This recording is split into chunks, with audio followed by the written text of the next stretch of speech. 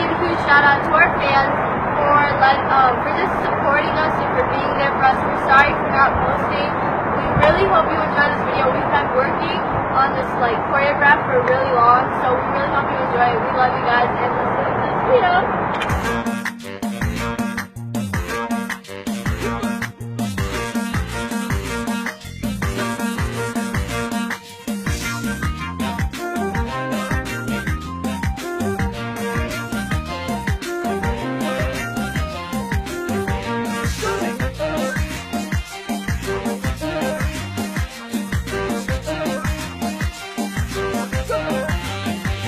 Ya babotiya ashita kajale inkol funtabatu yo sibira male ya babotiya ashita kajale inkol funtabatu yo sibira male ya babotiya ashita kajale inkol funtabatu yo sibira male ya babotiya ashita kajale inkol funtabatu yo sibira male ya babotiya yo si janda jadu ya babotiya waso fansehini ya babotiya kanina yadahu ya babotiya jalalatetini ya babotiya ashita kajale inkol funtabatu yo sibira male ya babotiya ashita kajale inkol funtabatu yo sibira male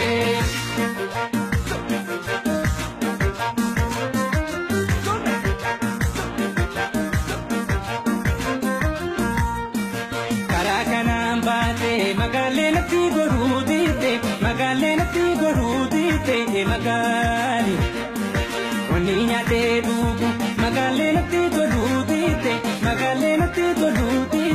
magan Atan tariro begesa Lapto matambur kutahe